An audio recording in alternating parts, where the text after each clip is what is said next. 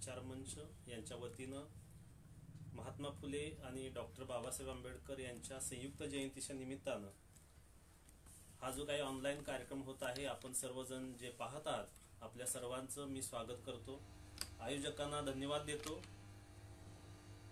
कोरोनाचा काळ आहे, लॉकडाऊनच्या स्थितीमध्ये सर्व लोक आहेत, पण अशा स्थितीतही लोकांपर्यंत विचार पोचावेत आणि त्या विचारातून प्रबोधन व्हावं. महामानवांचा विचार हा लॉकडाऊन असो अथवा नसो, टाळेबंदी असो अथवा नसो, परिस्थिती कशी असो, विचार पोचला पाहिजे हा उद्देश घेऊन ही जी व्याख्यानमाला आयोजित केली त्याबद्दल आयोजकांना पुन्हा धन्यवाद देऊन मी माझ्या विषयाकडे वळतो. महात्मा फुले आणि डॉक्टर बाबासाहेब आंबेडकर यांची संयुक्त जयंती जेव्हा आपण म्हणतो तसं आता आपण ऐकलं की हे दोन लोक हे गुरु शिष्याचं नातं असणारे लोक आहेत. प्रत्यक्ष महात्मा फुलेंना बाबासाहेबांनी पाहिलेलं नाही आहे किंवा बाबासाहेबांना महात्मा फुलेंनी पाहिलेलं नाहीये, पण यांच्यामधलं जे नातं आज आपल्या पुढे आलेलं आहे ते गुरु शिष्याचं नातं आहे. हे नातं कोणत्या प्रकारचं होतं तर तो एक वैचारिक वारसा होता आणि तो प्राचीन काळापासून आलेला वैचारिक वारसा होता. मी आपणासमोर ज्ञानाच्या संदर्भामध्ये महात्मा फुलेंनी जी काही भूमिका घेतली, बाबासाहेबांनी काय भूमिका घेतली त्याविषयी सूत्र रूपानं माझे मुद्दे ठेवण्याचा प्रयत्न करणार आहे. आणि ते ठेवत असताना आपण पाहतो प्राचीन काळ घ्या, मध्ययुगीन काळ घ्या किंवा आधुनिक महात्मा फुलेंपर्यंतचा काळ घ्या किंवा आता आपल्यापर्यंतचा काळ घ्या, या काळामध्येही आपण असं पाहतो की एका बाजूनं ज्ञान लोकांच्या पर्यंत पोहोचावं म्हणून काही लोक प्रयत्न करतात, तर दुसऱ्या बाजूनं ज्ञान पोचू नये, लोक अज्ञानी राहावीत यासाठी काही लोक प्रयत्न करतात. बुद्ध घ्या, महावीर घ्या, चार्वाक घ्या, अशा लोकांनी ज्ञान लोकांच्या पर्यंत पोहोचवण्याचं काम केलं. त्यांचे आपण वारसदार आहोत, तर आपलीही ही जबाबदारी आहे की आपण लोकांच्या पर्यंत येनकेन मार्गानं विचार पोचवला पाहिजे, ज्ञान पोचवलं पाहिजे. आणि ते काम या व्याख्यानातून, व्याख्यानमालेतून किंवा अशा उपक्रमातून होत आहे, ही खूप आनंदाची गोष्ट आहे. बुद्ध काळातली एक गोष्ट मी सांगणार आहे, तिथून आपण पुढे जाऊया. बुद्ध एका ठिकाणी थांबलेले असताना एकदा एक लोहिच नावाचा ब्राह्मण, त्याला असं वाटतं की बुद्धांची भेट घ्यावी आणि त्याला असं वाटल्यानंतर तो असं करतो की त्याचा जो नोकर आहे रोसिका, त्याला तो बुद्धांच्याकडे पाठवतो आणि सांगतो की जा आणि बुद्धांना माझा निरोप दे की जेवण करण्यासाठी आमच्याकडे तुम्ही यावं. तो नोकर बुद्धांकडे जातो, तो सेवक बुद्धांकडे जातो आणि बुद्धांना निरोप देतो. बुद्ध संमती दाखवतात आणि दुसऱ्या दिवशी जेव्हा तो आणायला बुद्धांना जातो तेव्हा तो बुद्धा जात असताना बुद्धांशी बोलतो की माझे जे मालक आहेत त्यांची अशी धारणा झालेली आहे की एखाद्याला मिळालेलं जे ज्ञान आहे ते ज्ञान दुसऱ्यांना देऊ नये, तर तुम्ही याविषयी त्यांच्याशी काहीतरी बोला. आणि मग बुद्ध जेव्हा जातात, लोहिच्याची भेट होते. अन्नदान झाल्यानंतर ते सहज त्या लोहिच्या सोबत बोलतात आणि त्याला विचारतात की मी असं ऐकलेलं आहे की तू असं म्हणतोस की एखाद्याला मिळालेलं जे ज्ञान आहे ते ज्ञान इतरांना वाटू नये, एक माणूस दुसऱ्याच काय भलं करणार आहे, ही गोष्ट खरी आहे का? आणि त्यावेळेला तो लोहितच्या असं म्हणतो, होय माझं मत तसंच आहे. आणि मग बुद्ध त्याच्याशी संवाद साधतात, त्याला विचारतात की समज म्हणतात या शाल वाटिकेमध्ये तू राहतोयस, या शाल वाटिकेचं जे उत्पन्न आहे ते उत्पन्न तुझं एकट्याच आहे असं जर तू म्हणालास, तर तुझ्यावर अवलंबित असणारे जे सेवक आहेत, तिथं काम करणारे जे लोक आहेत, तर त्यांच्यासाठी तू हितकर्ता असशील का अहितकर्ता होशील? तर तो लोहितच्या असा म्हणतोय की मी त्यांच्यासाठी अहितकर्ता ठरेन. त्यांच्यासाठी तू चांगला असशील की वाईट असशील? तर तो म्हणतोय मी वाईट असेन. बुद्ध दुसरं उदाहरण देत आहेत की या देशाचा जो राजा आहे, कौशल प्रदेशाचा जो प्रसेनजित आहे, त्या राजाला असं वाटलं की ही जी राज्यातली जी सगळी संपत्ती आहे त्यावरती माझा एकट्याचा अधिकार आहे आणि तो मी इतरांना देणार नाही, तर तो इतर लोकांच्या दृष्टीनं त्यांचा हितकर्ता ठरेल का अहितकर्ता ठरेल? तेव्हा तो लोहितच्या असं म्हणतो की ते अहितकर्ता ठरतील. मग ते लोकांना आपलेसे वाटतील का परके वाटतील? तर निश्चितच ते परके वाटणार आहेत. आणि त्यानंतर बुद्ध पुढे म्हणतायत की हा जो सिद्धांत आहे, हा सिद्धांत चांगला की वाईट? आणि त्यावेळेला तो लोहितच्या असं उत्तर देतो की हा सिद्धांत स्वीकारण्यासारखा नाही. बुद्ध असं सांगतायत की जो सिद्धांत लोकांना ज्ञान देण्यापासून परावृत्त करतोय, लोकांनी ज्ञान मिळू नये म्हणून प्रयत्न करतोय, तो सिद्धांत स्वीकारण्यायोग्य नाही. 2500 वर्षापूर्वी बुद्धांनी ही भूमिका घेतलेली होती की ज्याला ज्ञान मिळालेलं आहे ते ज्ञान त्यानं इतरांना द्यावं. हा जो सिद्धांत आहे तो 2500 वर्षांपासून आपण पाहतो चालत आलेला आहे.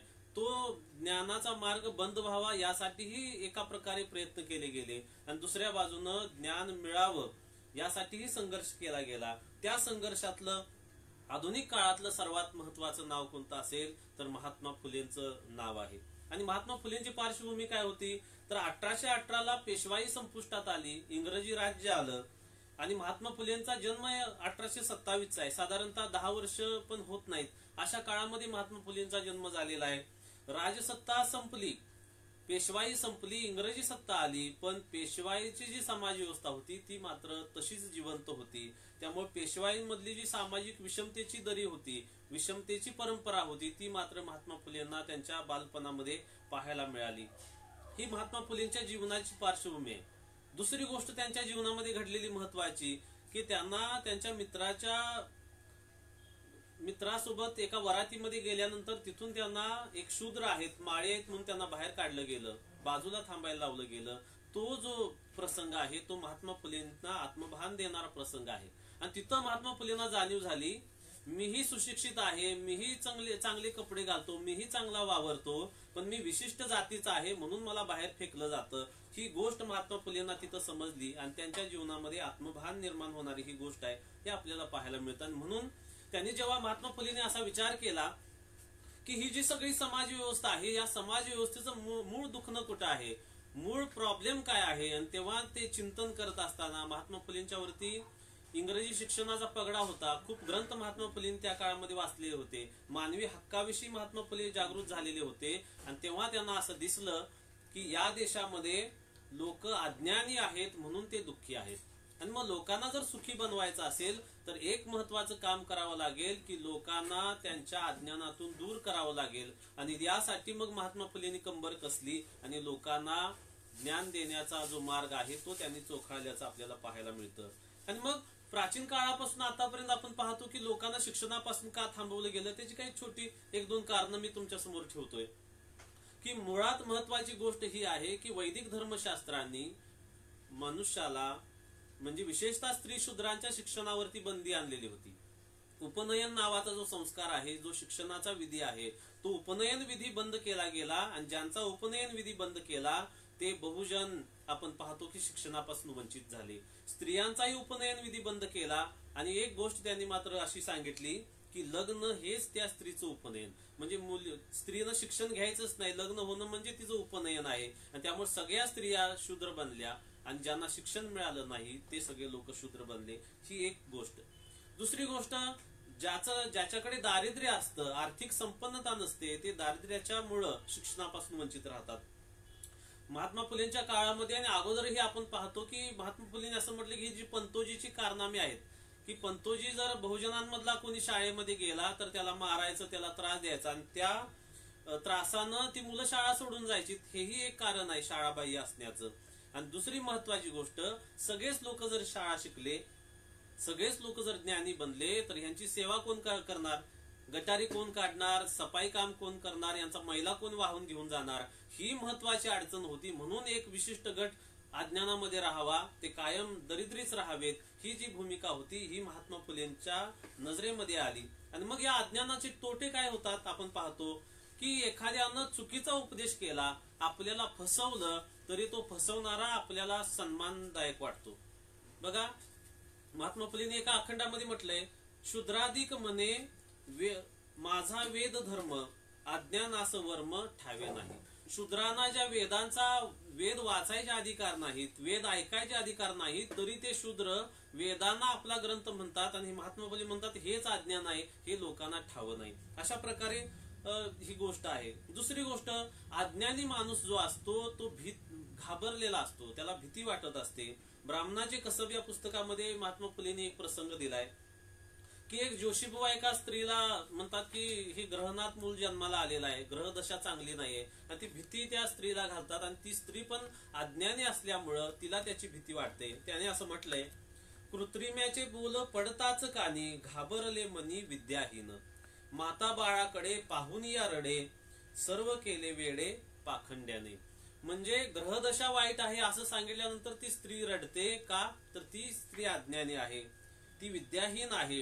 आणि महात्मा फुलेंनी एक महत्वाचा शब्द इथं वापरलाय की कृत्रिम्याचे बोल, हे जे लोक आहेत, जे मनुवादाचं समर्थन करतात, विषमतेचं समर्थन करतात, यज्ञयागाचं समर्थन करतात, अशा लोकांना महात्मा फुलेंनी कृत्रिम असं म्हटलेलं आहे. की कारण ही नैसर्गिक प्रवाहातली लोक नाहीत. नैसर्गिक प्रवाह कोणता? जसा सूर्य उगवल्यानंतर प्रकाश देतो, ऑक्सिजन म्हणजे हवा जे आहे तो प्राणवायू देतो, पाणी लोकांची तहान भागवतं, सजीवांची तहान भागवतो, हा नैसर्गिक धर्म आहे. आणि हे थांबवण्याचं काम जे करतात, ज्ञान थांबवण्याचं काम करतात, सोयी सुविधा थांबवण्याचं काम जे करतात, त्यांना महात्मा फुलेंनी कृत्रिम असं म्हटलं गेलंय. आणि यामुळे काय होतं? अज्ञानी राहिल्यामुळं पोथी वगैरे एखाद्यानं वाचली की त्यावरती लोक विश्वास ठेवतात. हा विधी करूया, हा यज्ञ करूया, मग तुमचं भलं होईल, यावरती लोक विश्वास ठेवतात. आणि मग धर्माच्या नावावरती लोकांना लुबाडण्याची पद्धत सुरू होते. हे महात्मा फुलेंनी पाहिलेलं होतं. दुसरी गोष्ट, सावकार लोक जे त्या काळामध्ये होते आणि आजही आपण पाहतो की अज्ञानी माणसाला फसवतात. जास्त कमी रक्कम द्यायची, जास्त दिली म्हणून सांगायचं, त्याच्याकडून कागद लिहून घ्यायचा आणि त्या गरीबाला, त्या अज्ञानी माणसाला त्याची जमीन काढून घ्यायची, त्याचा पैसा काढून घ्यायचा, त्याला व्याजावर व्याज चढवून कर्जामध्ये पाडायचं आणि दुःखी करायचं. हे सगळं अज्ञानी असल्यामुळे आपल्याला पाहायला मिळतं की लोकांमध्ये अशा प्रकारची दुःख निर्माण होतात. अज्ञानामुळं व्यसनाधीनता वाढते असंही महात्मा फुलेंनी म्हटलंय. ते एका अखंडात म्हणतात, अज्ञानी रयत दारूबाज करी, तंटे घरीदारी सुख नाही. आजही आपण पाहतो की जे लोक अज्ञानी आहेत, ज्यांना ज्ञानाकडे जायची इच्छा नाहीये किंवा जाणीवपूर्वक ज्यांना अज्ञानी ठेवलं गेलं, असे लोक व्यसनाच्या मागे लागतात आणि त्यांच्या घरामध्ये वादविवाद होतात, भांडणं होतात, तिथलं सुख निघून जातं. आणि म्हणून महात्मा फुलेंनी त्यावेळेला एक सल्ला दिलेला होता की थोडे दिन तरी मध्यवर्ज करा, तोच पैसा भरा ग्रंथांसाठी, ग्रंथ वाचताना मनी शोध करा, देऊ नका थारा वैर भावा. भले तू महिनाभर रोज दारू पितोस तर बाबा थोडे दिवस दारू बंद कर, त्यातले पैसे वाचव, एखादा ग्रंथ खरेदी कर आणि ग्रंथ वाचताना तुझ्या मनाचा शोध घे आणि मनातला वैरभाव काढून टाक. वैरभाव निघल्याशिवाय लोक सुखी होऊ शकत नाहीत. हे सूत्र महात्मा फुलेंनी इथं दिलं होतं. त्यासाठी अज्ञान बाजूला ठेवावं, व्यसनाधीनता बाजूला ठेवावी, ही भूमिका महात्मा फुलेंनी घेतल्याची आपल्याला पाहायला मिळतं. अज्ञानी असल्यामुळे माणूस आपल्या हक्काधिकारापासून वंचित होतो, हाही एक अज्ञानाचा तोटा आहे. आणि पुढे एका ठिकाणी ते असं म्हणतायत, अज्ञानी शूद्रास मूळ ज्ञान नाही, आर्याकडे पाही सर्व कामी. आणि मग ज्या लोकांकडे अज्ञान आहे ते मग त्या आर्यांकडे पाहतात आणि त्यांनी आम्हाला काहीतरी शिकवावं, त्यांनी आपल्या अंगुली निर्देश करावा, मग आम्ही त्या वाटेनं चालावं, त्यांनी पोथी वाचावे, आम्हाला मार्गदर्शन करावं आणि मग आम्ही त्यांच्या वाटेनं जाऊ. अशा प्रकारे परावलंबित्वाची भावना होते असं महात्मा फुलेंनी म्हटलेलं आहे. आणि मग हे सगळं टाळायचं असेल तर मग शिक्षणाकडे गेलं पाहिजे. मग एक महत्वाची गोष्ट महात्मा फुलेंनी सांगितलेली आहे, ते असं म्हणतायत की ज्या वेळेला बहुजनांमध्ये जागृती येईल त्यावेळेला हे मनुस्मृतीचे जे कायदे आहेत ते तपकिरीच्या पुढ्या बांधण्यासाठी राहतील. म्हणजे महात्मा फुलेंनी केलेलं हे विधान आजच्या आधुनिक काळामध्ये आपण पाहतो. आज जागोजागी ठिकाणी आपण पाहतो की मनुस्मृतीचा धिक्कार केला जातोय. ज्या मनुस्मृतीनं शूद्रांवरती बंधनं लादली, ज्या मनुस्मृतीनं शूद्रांचं शिक्षण बंद केलं, स्त्रियांचं शिक्षण बंद केलं, स्त्रियांची अवहेलना केली, ते आता जागे झालेले, शिक्षणामुळे ज्यांना ज्ञान मिळालं त्या लोकांनी मनुस्मृतीला जणू काही, महात्मा फुलेंनी म्हटलं होतं की तपकिरीच्या पुढ्या बांधायला ही मनुस्मृती राहील. आज तशी स्थिती मनुस्मृती झालेली आहे. जो ज्ञानी आहे, जो सुशिक्षित आहे तो मनुस्मृती सारख्या विषमतावादी ग्रंथांचा निषेध करतो. हे महात्मा फुलेंनी त्यावेळेला सांगून ठेवलं होतं. आज ते खरं झालंय. आज ज्ञानामुळे काय घडलेलं आहे, महात्मा फुलेंनी शाळा काढल्या, त्या शाळांसाठी संघर्ष केला, जीव घेणा हा संघर्ष होता, पण ते डगमगले नाहीत. आज महात्मा फुलेंच्या कर्मामुळे आज शूद्र मानले गेलेले लोक आज शिक्षक झाले, प्राध्यापक झाले, ते शिकवू लागले आणि उच्चवर्णीय जे होते पूर्वीचे ते उच्चवर्णीय आज त्यांच्या हाताखाली शिकू लागले. ही क्रांती महात्मा फुलेंच्या विचारांमुळे झालेली आहे. आणि मग जेव्हा ज्ञान येतं तेव्हा सुख येतं असं महात्मा फुलेंनी म्हटलेलं आहे. ते सांगतात, विद्या शिकताच पावाल ते सुख, घ्यावा माझा लेख ज्योती म्हणे. म्हणजे महात्मा फुले म्हणतात हा माझा लेख घ्या, म्हणजे माझी जबाबदारीनं मी जे मांडतोय ते तुम्ही प्रमाण माना. कशासाठी?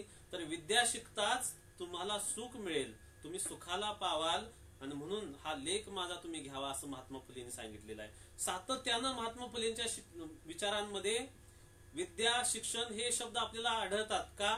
तर अविद्येमुळं आणि अज्ञानामुळं आपलं सगळं नुकसान झालेलं आहे. आणि ते जर नुकसान भरून काढायचं असेल, 2-2.5 हजार वर्षांमध्ये जी काय प्रतिक्रांतीमुळं अज्ञानाची जी वाढ झाली ती वाढ नाहीशी करायची असेल तर आपल्याला विद्या घेणं खूप आवश्यक आहे. आणि म्हणून ते असं म्हणतायत की विद्या जर घेतली तर जग सगळं सुखी बनेल. विद्या जर घेतली तर जगामध्ये ही जी भांडणं होत आहेत, लष्कर एकमेकांच्या देशामध्ये पाठवली जातात, त्यावेळेला महात्मा फुलेंनी सांगितलं होतं जर विद्या घेऊन लोक सुशिक्षित बनली तर एकमेकांच्या देशांवरती आक्रमण करायची पाळी येणार नाही. हे महात्मा फुलेंनी पाहिलेलं स्वप्न आज सत्यामध्ये उतरवायचं असेल तर शिक्षण घेतलं पाहिजे. त्या शिक्षणासोबत आपल्याला सुशील बनणं खूप आवश्यक आहे. आणि मग हे महात्मा फुले सारखं बनण्यासाठी मात्र संघर्ष करावा लागतो. सावित्रीबाई फुलेंनी एका ठिकाणी महात्मा फुलेंची तुलना संत तुकाराम महाराजांची केलेली आहे. आणि आपल्याला असं माहित आहे की मध्ययुगीन काळामध्ये संत तुकाराम महाराजांनाही तुम्हाला वेद शिकण्याचा अधिकार नाही, तुम्हाला कीर्तन करण्याचा अधिकार नाही, तुम्हाला अभंग म्हणण्याचा अधिकार नाही, म्हणून त्यांचा छळ केला गेला, त्यांना त्रास दिला गेला. पण त्या छळामधूनही त्रासामधूनही संत तुकाराम महाराज डगमगले नाहीत, तर ते पुढे आले आणि लोकांच्या पर्यंत ज्ञान पोचावं यासाठी त्यांनी संघर्ष केला. त्यांचं प्रसिद्ध अभंग आपल्याला माहित आहे की आम्हा घरी धन शब्दांची चरतने, शब्दांचीच शस्त्रे यत्न करू. आणि ते आपण पाहू की त्या शब्दांची शस्त्र करावीत असं तुकाराम महाराजांनी सांगितलं. महात्मा फुलेंनी शब्दांची शस्त्र केलेली आहेत. शब्दचे आमच्या जीवाचे जीवन, शब्दे वाटू धन जन लोका, असं तुकाराम महाराजांनी म्हटलं. महात्मा फुलेंनी शब्दालाच प्रमाण मानलं, शब्दालाच जीव मानला आणि शब्द म्हणजे ज्ञान वाटण्यासाठी महात्मा फुलेंनी काम केलं. पुढं तुका म्हणे पहा शब्दची हा देव, शब्देची गौरव पूजा करू. आणि तुकाराम महाराजांनी शब्दालाच देव म्हटलं, ज्ञानालाच देव म्हटलं आणि त्या शब्दांचा गौरव करावा अशी भूमिका घेतली. आणि आज आपण पाहतो की आधुनिक काळामध्ये महात्मा फुलेंनी हीच भूमिका घेतली. बंडखोर म्हणून, विद्रोही म्हणून तुकाराम महाराजांचं जे चित्र आज आपल्या समोर आहे तेच चित्र सावित्रीबाईंच्या समोर होतं. आणि त्यांनी लिहिलंय, सावित्रीबाई असं म्हणतात, तुकाराम जैसा तसा संत ज्योती, सुधा ज्ञान देई जना रीती भाती.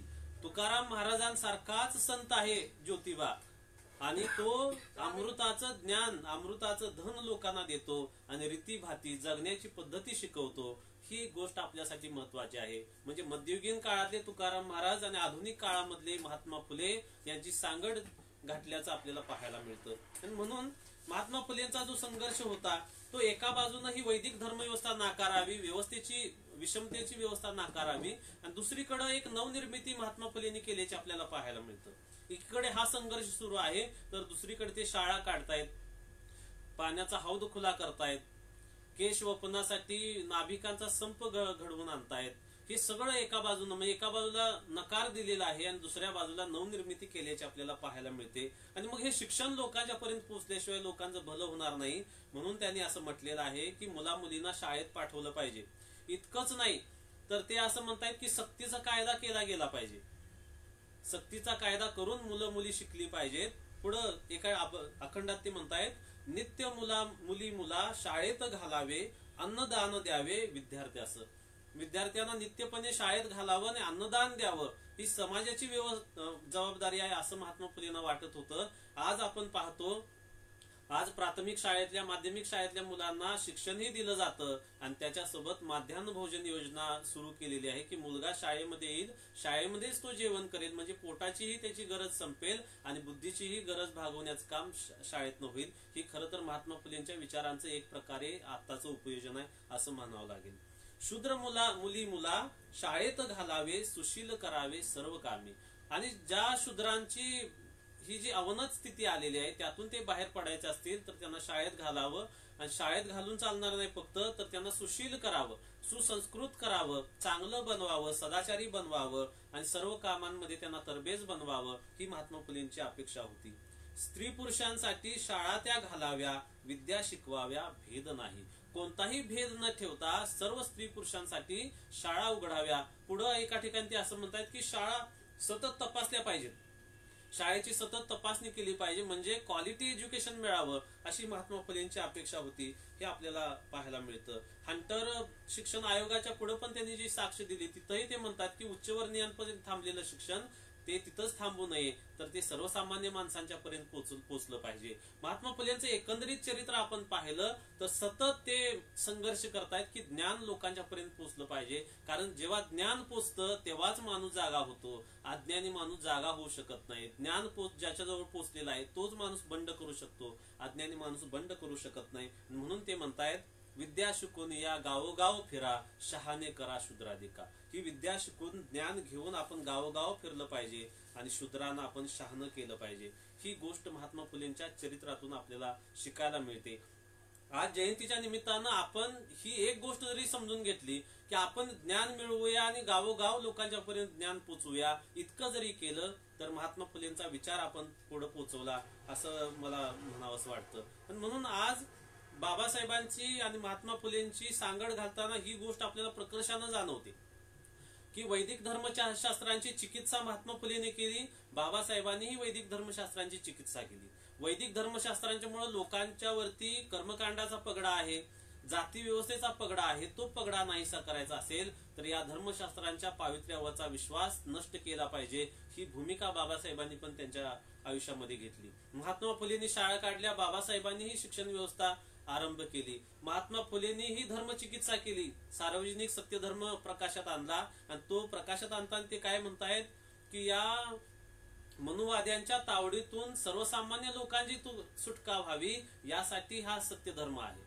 सर्व लोक ज्ञानी बनावेत, सर्व लोक गुलामीतून मुक्त व्हावेत यासाठी हा सत्यधर्म आहे. ही भूमिका महात्मा फुलेंनी घेतली. बाबासाहेबांनीही त्यांच्या आयुष्यामध्ये बौद्ध धर्माचा स्वीकार करून तीच भूमिका घेतलेली आहे की मनुष्य मात्राला असमान व नीच मानणाऱ्या धर्मव्यवस्थेतून आम्ही आता बाजूला होतो आणि आम्ही बुद्धांच्याकडे जातो. हे समान सूत्र आहे, समतेकडे जाणाऱ्याच वाटा आहेत. म्हणून महात्मा फुलेंचा खरा वारसदार कोण असेल, स्वतः बाबासाहेबांनीच म्हटलेलं आहे, आपणच म्हणावं असं नाही. बाबासाहेबच स्वतः महात्मा फुलेंचा अनुयायी म्हणण्यामध्ये स्वतःची धन्यता मानतात.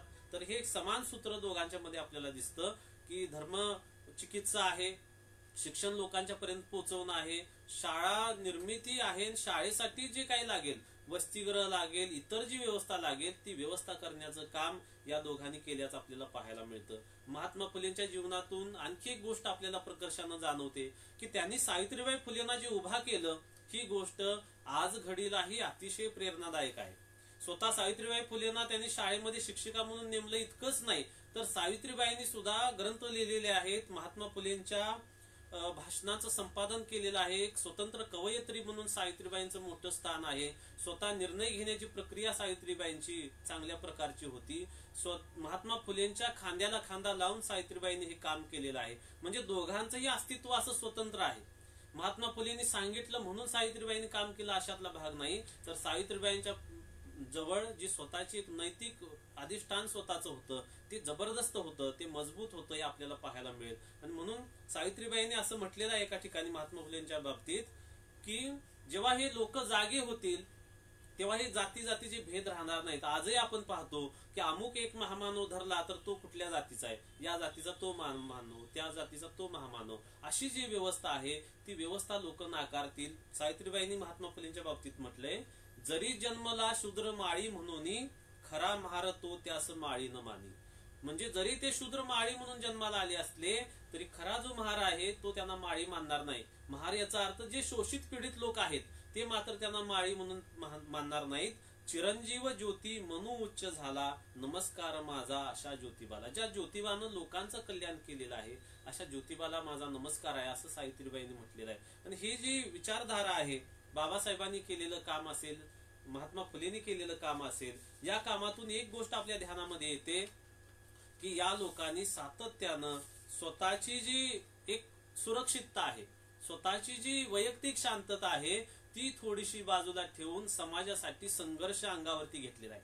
महात्मा फुलेंना मारायला मारेकरी आले हे आपल्याला माहित आहे, रोडे आणि कुंभार. पण त्यामधला कुंभार नावाचा जो व्यक्ती आहे तो पुढे संस्कृत पंडित बनला. संस्कृत पंडितच नुसता बनला नाही तर त्यानं शंकराचार्याचा वादविवादामध्ये पराभव केल्याचं चित्र आपल्या समोर आहे. वेदाचार नावाचा ग्रंथ त्या माणसानं लिहिला. म्हणजे महात्मा फुलेंना मारायला आलेल्या मारेकऱ्यामध्ये सुद्धा इतकं मोठं परिवर्तन आहे की वैदिक व्यवस्थेच्या प्रमुखाला तो वादामध्ये हरवू शकतो. याचाच अर्थ काय आहे की जी ज्ञान परंपरा आहे किंवा विद्वत्ता जी आहे ती जातीवरती वर्णावरती अवलंबून नाही, तर प्रत्येक मनुष्याला निसर्गानं जी बुद्धिमत्ता दिलेली आहे त्याचा जर योग्य उपयोग केला तर माणूस चांगल्या पद्धतीनं सुखी जीवन जगू शकतो, हे महात्मा फुलेंना सांगायचं होतं.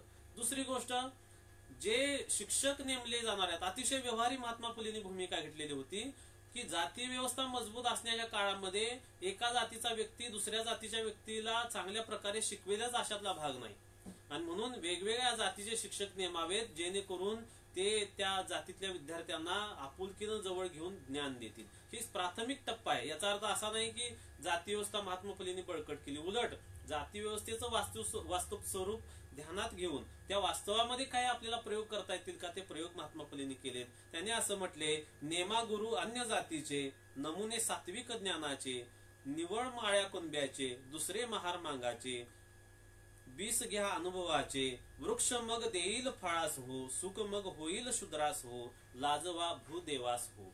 या भूदेवांना जर लाजवायचं असेल तर या सर्वसामान्य जातीतल्या शेतकरी जातीतल्या लोकांनी शिक्षक बनावं आणि शेतकऱ्यांना स्त्री शूद्रांना ज्ञान द्यावं, ही महात्मा फुलेंनी भूमिका घेतलेली होती.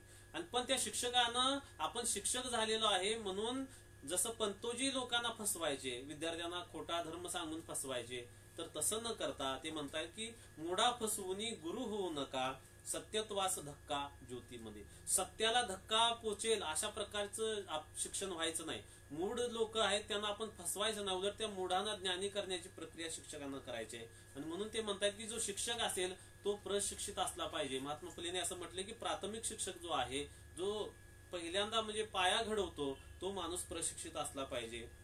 आणि असे शिक्षक शक्यतो शेतकरी वर्गातले असावेत, कारण भारतीय समाज आपण पाहिला तर तो कृषी प्रधान आहे. बहुसंख्य लोक शेती करतायत आणि या शेतकऱ्यांनाच ज्ञानापासून वंचित ठेवलं गेलं. तर त्यामधलेच बहुतांश शिक्षक जर घेतले तर झपाट्यानं ज्ञान पोहोचू शकेल, ही वास्तववादी भूमिका महात्मा फुलेंची होती. आणि आपण पाहतो की बाबासाहेबांनी पण अशाच प्रकारची भूमिका घेतलेली आहे. एकंदरीत आता सार असा आहे की या लोकांनी जो संघर्ष केला तो संघर्ष आपल्याला पुढे ठेवायचा आहे.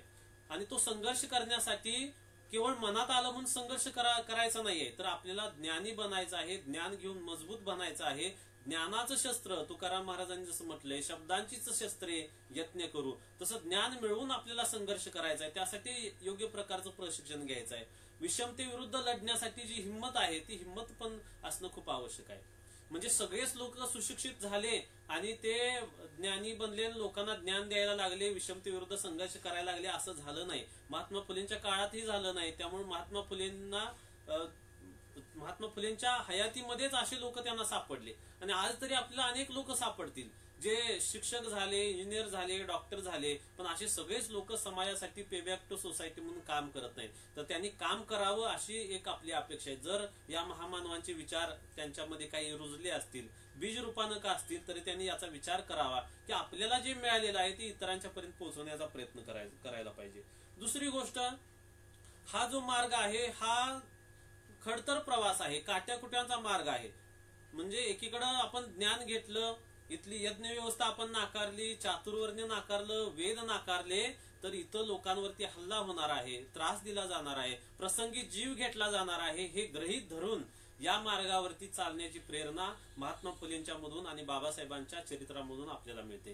कारण महात्मा फुले त्या काळामध्ये एकटेच होते, एका माणसानं संघर्ष केला आणि त्यासोबत महात्मा फुलेंच्या सोबत मग त्यांचे काही सहकारी मिळाले, पण संघर्ष मात्र जे पुढारीपण जे आहे ते महात्मा फुलेंनी केलं. बाबासाहेबांच्या काळातही याच गोष्टी होत्या, त्यांना धमक्या येत होत्या, त्यांना जीवे मारण्याच्याही धमक्या आल्या, त्यांची बदनामी केली गेली, त्यांची अडवणूक केली गेली, पण बाबासाहेब थांबलेले नाहीत. बाबासाहेब ही नेटानं संघर्ष पुढे करताना आपल्याला दिसत आहेत.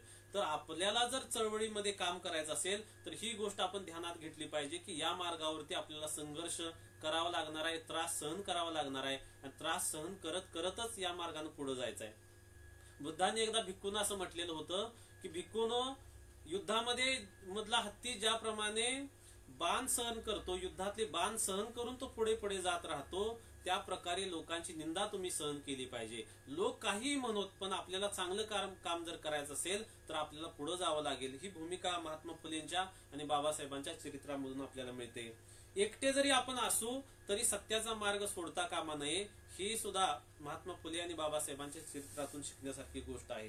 आणि मग हा समतेचा जो संघर्ष आहे, या संघर्षामध्ये मात्र आपल्याला आनंदच मिळणार आहे, यात शंका नाही आहे. जरी बाहेरून किती संघर्ष त्रास झाला तरी आतून मात्र या माणसाला एक समाधान राहणार आहे की मी माझ्या आयुष्यामध्ये काहीतरी करू शकलो, माझ्यामुळं काहीतरी लोकांच्या पर्यंत पोहोचू शकलं. आपण विचार करूया, जर आधुनिक काळामध्ये महात्मा फुलेंनी जर हे ज्ञानाची वाट खुली केली नसती तर आज आपल्यापर्यंत शिक्षण आलं नसतं. कर्मवीर भाऊराव पाटलांनी शाळा काढल्या नसत्या. गावोगावी आज खेड्यापाड्यांमध्ये मुलं शिकत आहेत. याचं सगळं श्रेय आपण सावित्रीबाई आणि महात्मा फुलेंना देऊ शकतो. शाहू महाराजांनी जे प्रयोग केले त्यांच्या संस्थानामध्ये, याचंही श्रेय महात्मा फुलेंना आहे. आणि या सगळ्यांच्या रूपानं बाबासाहेबांसारखा नेता, जागतिक कीर्तीचा नेता निर्माण झाला. याच्याही पाठीमागं महात्मा फुलेंनी केलेलं काम आहे. काम, कुठलंही कर्म वाया जात नाही. त्याची बीज रूपानं का असेना ते जिवंत राहतं. आणि एखादा अनुयायी जर बाबासाहेबांसारखा भेटला एखाद्या महामानवाला तर ते काम चिरंतन टिकणारं होतं. या प्रकारचं काम आपण करावं, अशा प्रकारची एक निष्ठा आपण व्यक्त करूया, अशा प्रकारचा निश्चय करूया. काहीही झालं तरी समतेचा मार्ग आम्ही सोडणार नाही. काहीही झालं तर लोकांना ज्ञान देण्याचा मार्ग आम्ही सोडणार नाही. काहीही झालं तर वैदिक आणि विषमतावादी व्यवस्थेविरुद्धचा संघर्ष आम्ही सोडणार नाही. हे जर आपण ठरवलं तर मला वाटतं की खऱ्या अर्थानं महात्मा फुले आणि बाबासाहेबांचे वारसदार आपण ठरवू. अन्यथा केवळ त्यांचं नाव घेण्यात काही अर्थ नाही. बाबासाहेबांनीच असं म्हटलंय की केवळ माझा जे कार्य करण्यापेक्षा माझ्या दृष्टीनं जी गोष्ट महत्वाची आहे ती करण्यासाठी तुम्ही प्राणपणानं झटलं पाहिजे. तीच गोष्ट सगळ्या महामानवांना लागू आहे की त्यांचा विचार लोकांच्या पर्यंत पोहोचवणं. आणि हा विचार पोहोचवण्याचं काम एनकेन प्रकारे जिथं शक्य आहे तिथं आपण हा विचार पोहोचवण्याचं काम केलं पाहिजे असं मला वाटतं. आज या ठिकाणी धम्मभवन आणि निर्मिती विचार मंच यांनी मला ही संधी उपलब्ध करून दिली. महात्मा फुलेंना आणि बाबासाहेबांना कृतज्ञता व्यक्त करण्याची ही संधी मला मिळाली. त्याबद्दल आयोजकांचे मी आभार व्यक्त करतो आणि आपणा सर्वांचेही आभार व्यक्त करून मी या ठिकाणी थांबतो. जय भीम, धन्यवाद.